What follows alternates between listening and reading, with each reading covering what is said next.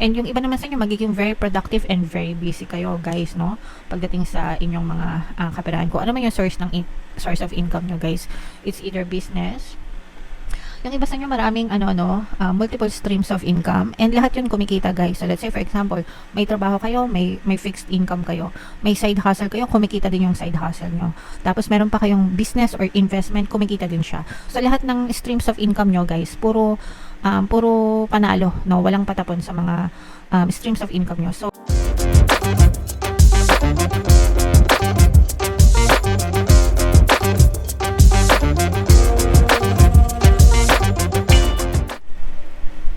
hello guys, hello mga kapixie, hello Sagittarius, welcome back to Pinoy Pixie Tarot. Ang pamagat ng ating episode for tonight is January 1 to 15 kapalaran mga kapixie para sa Sagittarius, Sun, Moon, Rising, Sign, and Venus. So unahin natin tong deck na to, guys. Tingnan natin yung mga mensahe sa inyo or yung mga paparating sa inyo, pwede nyo ma-experience, guys, ngayong January 1 to 15 mga kapixie. So, ito both negative and positive, guys, no? So, unang-una, sa negative, mga kapixie, meron kayong may mga pabigat sa buhay nyo, especially ito, parang merong matigas ang ulo. Maaari kayong maka-experience ng medyo toxic na tao, matigas ang ulo, no? Pwedeng anak nyo, pwedeng kamag-anak nyo, kaibigan nyo, kapatid nyo, boss, even yung boss nyo, mga kapixie, or mga kasama nyo sa trabaho, na parang nagiging burdensome siya sa inyo, ibig sabihin pabigat sa buhay nyo, guys, and medyo nahihirapan kayo dito, mga kapixie. Kung ito ay sa trabaho, guys, no, meron tayong subliminal yung pampabait ng boss and mga katrabaho. So, pwede nyong pakinggan yon, mga kapixie, para gumaan-gaan yung inyong relationship with them, guys. Okay? So, syempre hindi naman natin makakontrol yan, guys, no, yung ibang tao. We can only control kung ano yung perception natin sa kanila, kung ano yung paniniwala natin sa kanila, and yun yung ipupush out nila pabalik sa atin, mga kapixie. Alright? Now, on the positive side naman, guys, this is more on relationship, mga kapixie, no? For some of you, maaari kayo magkaroon ng harmonious na relationship with your partner or specific person. Kung meron na kayong mga karelasyon, mga kapixie, mararamdaman nyo yung TLC na tinatawag natin, tender love and care. Okay, so syempre, ito gusto natin yan, guys. Kaya, i-main nyo na yan, guys, sa comment section. Mind harmonious relationship. Yeah, so, tingnan natin yung ganap sa inyo, guys, ngayong January 1 to 15. Shuffle natin to, mga kapixie. Habang sinashuffle ko to, panoorin nyo muna yung video natin regarding sa ating paano mag-manifest ng abundance video course. Kapixie, sawa ka na ba sa mga struggles at hirap sa buhay mo? Masipag ka ba at masikap sa buhay ngunit hindi ka pa rin umaasenso? Ilang beses ka na bang nag-attempt mag-negosyo at mag-invest pero palagi ka pa rin nalulugi? Sa pagkakataon na ito ay maaaring may subconscious beliefs ka na nagiging balakid sa iyong pag-unlad at pagyaman. Introducing, paano mag-manifest ng abundance video course. Dito ay matututunan mo ma-overcome ang mga balakid mo para tuluyan ka ng umunlad, umasenso, sumagana, maging matagumpay, successful at maswerte sa iyong kabuhayan, pera, trabaho, negosyo sa lapi at kaperahan ng bonggang-bongga. Dali, mag-send na ng email sa pinoypixie@gmail.com at simulan na ang iyong pagyaman ngayon. Alright, so sa lahat ng gusto mag-avail ng course, guys, yung promo natin ngayong December, una magbibigay tayo ng 15% discount, pangalawa magbibigay din tayo ng free 3-in-1 pampaswerte subliminal, guys, sa pampaswerte sa buhay, sa pera at saka sa love life. Sobrang ganda, mga kapixie, and meron din tayong bagong course, guys, paano mawala ang third party at magkaroon ng harmonious na relationship para mawala yung mga kabit ng mga jowa nyo, guys. 20% discount yan until December 31, so i-avail nyo na, mga kapixie. Sobrang ganda. So, ito yung mga pwede nyo ma-experience, guys, no? Unahin natin yung negative, mga kapixie. Maaari kayong maka-experience ng konting pagsubok, konting problema na medyo magpapasakit ng ulo nyo, mga kapixie. Pwede ito yung yung sinasabi natin na stubbornness na tinatawag. For some of you, you may be dealing with someone na parang very immature, guys, no? Ibig sabihin, medyo isip bata, matigas ang ulo, guys. Pwedeng sa partner nyo to or specific person or just anybody in your quantum bubble na nahihirapan kang connect sa kanila, parang nahihirapan ka makipag-usap sa kanila kasi masyadong pilosopo, parang hindi ka siniseryoso, ganyan. In short, matigas yung ulo talaga, guys. So, kung sa trabaho ito, guys, no, again, pwede nyo pakinggan yung ating subliminal para bumait sila sa inyo. Meron tayong subliminal dyan, super effective, mga kapiksi.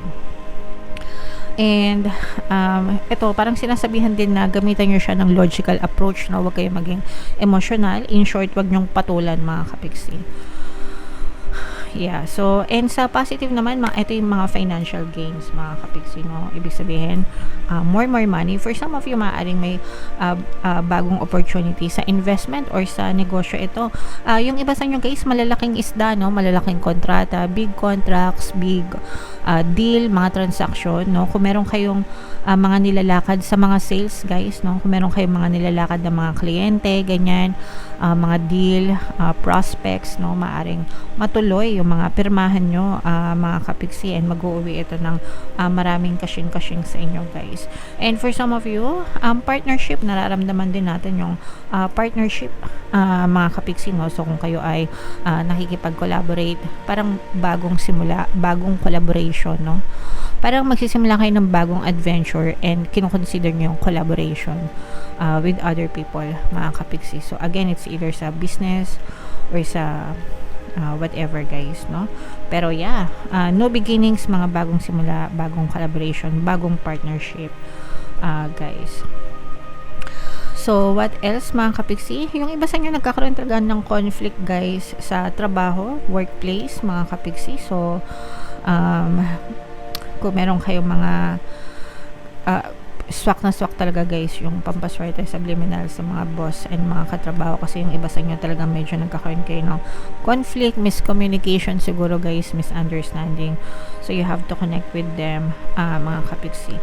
And yung iba naman sa inyo magiging very productive and very busy kayo, guys, no? Pagdating sa inyong mga kaperahan, ko ano man yung source of income nyo, guys. It's either business. Yung iba sa inyo maraming multiple streams of income, and lahat yun kumikita, guys. So let's say for example, may trabaho kayo, may fixed income kayo, may side hustle kayo, kumikita din yung side hustle nyo. Tapos meron pa kayong business or investment, kumikita din siya. So lahat ng streams of income nyo, guys, puro panalo, no? Walang patapon sa mga streams of income nyo. So more money itong idadala nito para sa inyo, mga kapiksi. Basta alagaan nyo lang ng maayos and i-manage nyo lang ng maayos, Sagittarius. Okay? So yan, i-mind nyo yan, guys. Mga mind, financial gains, mind, multiple streams of income, maraming pera, collaboration, yan. So lahat yan, guys, i-mind nyo na sa comment section. And comment down below, guys, if feeling nyo naka-resonate kayo, no? Tingnan naman natin, Sagittarius, yung additional na mensahe sa inyo, guys, gamit itong deck na to. Spruce up your nest, mga kapiksi. Tingnan natin yung ibig sabihin nito, no? Pero parang sa tahanan ito, mga kapiksi, no? Basahin natin. It's time for a little spring cleaning. Dapat ito ginagawa bago magbagong taon, guys. Your home is sacred and your surroundings matter. Honor where you recharge and fill it with beauty. Make space by giving away or donating what you don't need. Your clutter could be someone else's gold. Plus, when we have less to process physically, we have more room to process things emotionally and mentally, no? A clear head and new room for a great art awaits. Spruce up your fabulous nest. So, in short, guys, linisin nyo yung space nyo. Declutter, no? Especially, usually, di ba, pagka magbabagong taon, yan, talagang mga nag-general cleaning, maganda yung bahay, malinis, maayos, malwan. Pero guys, huwag na natin antayin na magbagong taon bago tayo maglinis. Dapat meron tayong schedule every day na naglilinis tayo ng bahay. At least declutter, no? Yung decluttering, sometimes hindi natin nabibigyan masyado ng panahon, lalo na pagka may mga bata sa bahay, di ba, or masyadong marami kayong tao sa bahay, and then you have a lot of work.